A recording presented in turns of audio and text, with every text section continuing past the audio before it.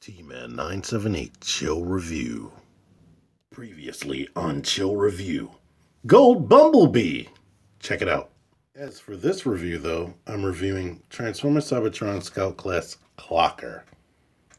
And instead of making you wait for another separate review, I'm going to review his repaint, Swerve. But let's start with Clocker. He has a lot of transparent parts.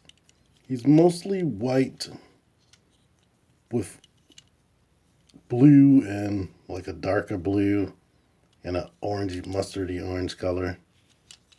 But yeah, they used a lot of colors. I kind of wish that he was all white with this blue on top of it. Like, I've always hated that he's orange with white painted on top of there, and the orange bleeds through in certain areas. I've never really liked that. But basically, he looks like this. He's from the Speed Planet on Transformer Cybertron. He has nicely detailed seats right there, which is really cool. If this camera would focus on it. Focus for me. Okay, there we go. That's cool. He has these nice big pipes so he can speed. Hollowness back here. Well, let's bring in Swerve, who I kind of like better. I love, this is what caught me in the store, this silver Autobot logo right there on the hood.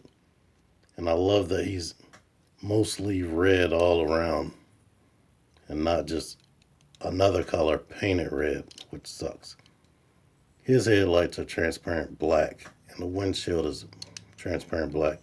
So I'm going to guess this whole piece is black, but they painted it. And he has a smoky gray seats in there. And basically the same details. Their wheels are transparent, I might want to add. You can't really tell here. Here's a transparent blue. And these are transparent black, just like the windshield. But they're cool. Their gimmick, put the Cybertron planet key in here, and boom, that shoots out. And I guess you can make these rockets, or swing it forward, and it becomes a gun. Or you could take this out, bring these down to the sides, and now he still has these wings, but some side-mounted guns. Let's show off Clockers.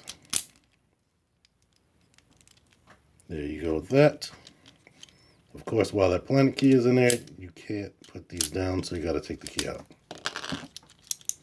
Another option for these fellows is you could take these guns completely off, and that's what the car looks like without that gun mounted on there. So it's still a cool little vehicle. See? And of course you could take these pipes off to make it even more simple. Looks more like a go-kart right here now. I guess it's like some type of futuristic Ferrari or something. But they look cool. Here they are compared to what we get now in this price range. Actually, these cost more than Scout classes. But here's Swerve and Swerve. And as you can see, Scout classes are way bigger than Legends class. Even though Legends class costs way more than Scout class did. These were about $5.99, I believe. $4.99 in some places, $5.99. But those were the golden ages back then. Before we get to transformation, I wanted to talk about their rolling. Rolling sucks. It's mostly this chest part scraping against the ground. I'm pushing this all the way down to get these wheels down further, but it's still just mostly just scraping. Both of them do that. Transformation. The gun is already off. You need to take that off for transformation. Lift this front part back, get it out the way mostly, and go ahead and stretch these arms out like this. Basically bend them onto the side and rotate these panels to sit in this position. Keep this out the way for now. Open these panels, and yes, I painted that with a silver Sharpie a million years ago because I thought it looked better like that. Open those panels up and swing the legs down. can go ahead and separate them. And these panels apparently like to come off, making my transformation segment longer. Now what you want to do is grab the head, pull this up, and as you pull it up, these two panels right here are going to lift up with the head. Then you go ahead and groove everything into the back of the chest panel right here. I've never really liked that method because this does not sit into place very well. So I'll give you that complaint right up front. And anyway, we have Clocker in his robot mode. And I love the colors a little bit more right here in robot mode than I did in... No, car mode is good too. It's just not as solid as this guy's car mode. But they are completely identical besides their color schemes, same head. Now, in the show, Clocker was supposed to be like a young kid, even younger than Hotshot. He was like the wheelie of the Cybertron show. But his face in his toy mode looks rather old with them bags under his eyes. Never really liked that. But here are his details. His chest molding is nice. I like these pipes on the waist right there. They gave him a waist joint even though they didn't have to. And normally Hasbro never does that. He has ball jointed shoulders. It almost feels like it's a ratchet in there because they're either up or when you get halfway down, they like to click down and stay down. So it's like a really hard point right there. He really needs some elbow swivel. That was one of the things I disliked about this toy. But this was one of my more favorite Cybertron molds. His ball jointed hips can kick out that much. Kick forward this much, kick back, and just a single knee joint that bends way less than 90 degrees. If you move this panel out of the way, which I used to do all the time, then he can get into some interesting poses. But when you look at him this way, he has that panel right there, which can be ugly if that bothers you. Weapons, oh yeah, his head can rotate, but this panel flap likes to come from between there. It can rotate 360. He has a bit of a backpack, which didn't ever bother me, but he has a lot of hollowness. That didn't bother me either, but I noticed it right before I started doing this review. Get off of here. But he's a nice solid scout class.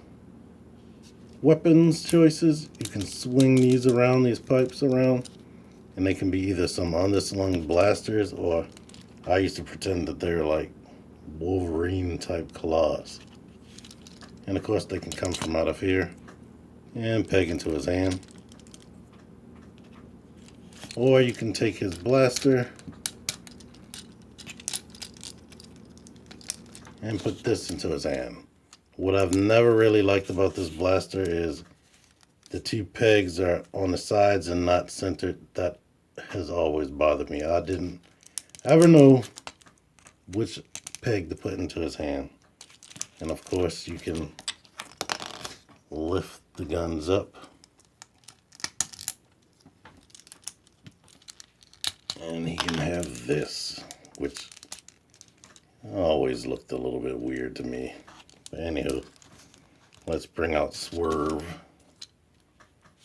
Basically same details, same bags under the eyes, just color different, and I love his color mode. One thing is weird to me about the color choice here is he's a mostly red robot, and then they use, for his inner robot parts, they use maroon, which is a kind of weird choice. I would think they would just go with a unified color scheme. But there you go. That kind of looks like he's wearing headphones, which is cool. My camera doesn't want to focus today. Silver shoulders. He doesn't have any paint. He has a little bit of paint right there, but I don't know whether I painted that. I think it came like this because that looks too good to be me with a Sharpie. And of course, he has all the same problems and good points as Clocker. And he can hold his gun too. Pow, pow, pow. Let me get some comparisons out here. And here we can see a good example of the cheapening, as I call it. Scout classes from 2005 compared to a scout class from about 2010, 2011.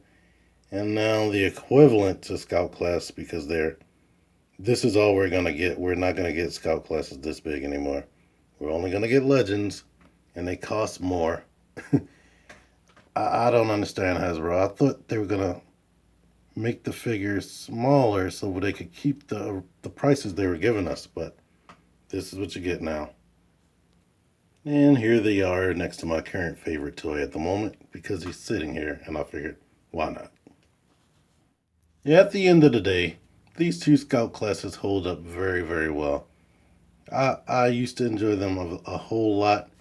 Now, thinking about things, I used to play with my toys a lot more before I started doing this review things and just period. I remember picking up my toys and just getting bored and looking on the shelf, grabbing a guy and just playing with it. I don't do that much. But anywho, these guys are very cool. Only thing they could have used is some thigh swivel, since their feet don't really make well for posing. And one piece of articulation I forgot to mention is this little panel right here can actually bend in. I mean, it breaks up the static, but that's a possibility right there. Anywho, like I said, these two figures still hold up. And if I had a Cybertron collection, which I do, and if you want one, I would definitely add these two figures to it. Anywho, if you like this video, give me a like, share, comment, subscribe. T-Man978, out of here. Transformation's fairly simple. I've already took the gun part off. You need to do that for the transformation. Basically, this hood part is pegged into some peg holes right underneath of here. Lift this up. Completely rip it off the joint. You don't have to do that, but it's an option. Oh, geez.